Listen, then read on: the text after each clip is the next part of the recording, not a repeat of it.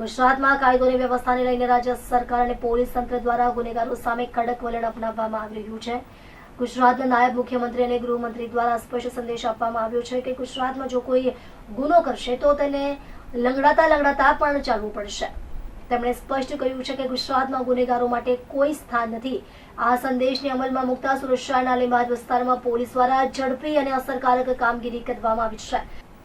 લીંબાદ police inspector Kamaliya સાહેબે પણ વિસ્તારના અસામાજિક તત્વોને કડક ચેતવણી આપતા જણાવ્યું છે કે કાયદામાં રહેશો તો ફાયદામાં રહેશો અને જો ગુનાખોરી કરશો તો લંગડાતા ચાલવું પડશે। લીંબાદ વિસ્તારમાં આવેલી આશાપુરી સોસાયટીમાં નવા વર્ષની શરૂઆતમાં જૂની અદાવતના કારણે થયેલી હત્યાની ઘટનાએ સમગ્ર વિસ્તારમાં ચકચાર મચાવી હતી। જોકે લીંબાદ પોલીસે પોતાની કાર્યક્ષમતાનો પરિચય આપતા ગણતરીના કલાકોમાં આ હત્યાનો ભેદ ઉકેલી કાઢ્યો હતો। તપાસ દરમિયાન સામે આવ્યું હતું કે આરોપીઓ જૂની અદાવત રાખીને હત્યાની ઘટનાને અંજામ આપવા આવ્યા હતા।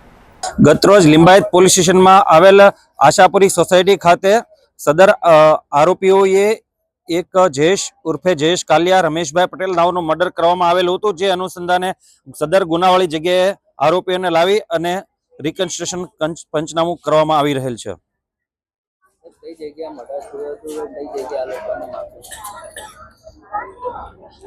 હાલ આપ જુઓ છો એ જગ્યાએ ત્યાં આરોપીઓ ભેગા થયેલા હતા। ઝપાઝપી થઈને ત્યાંથી ભાગવા જતા અહીંયા આવીને તમારી પાછળ અહીંયા આવીને તેમને એક ચપ્પુ મારવામાં આવેલું હતું ને મૃતક ને સારવાર દરમિયાન હોસ્પિટલમાં તેમનું મરણ ગયેલ હતા।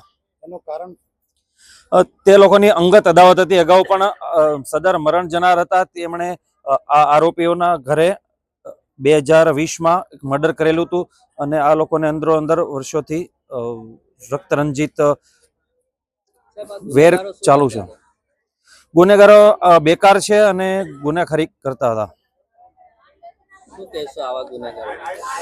મહેરબાન પોલીસ કમિશનર શ્રી અનુપમસિંહ ગેહલોત સાહેબ તેમજ મહેરબાન ગૃહ રાજ્ય મંત્રી શ્રી હર્ષભાઈ સંઘવી સાહેબની સૂચના મુજબ કોઈ પણ ચમરબંધી હોય જો કાયદામાં રહેશે તો ફાયદામાં રહેશે, બાકી કોઈને પણ બક્ષવામાં નહીં આવે।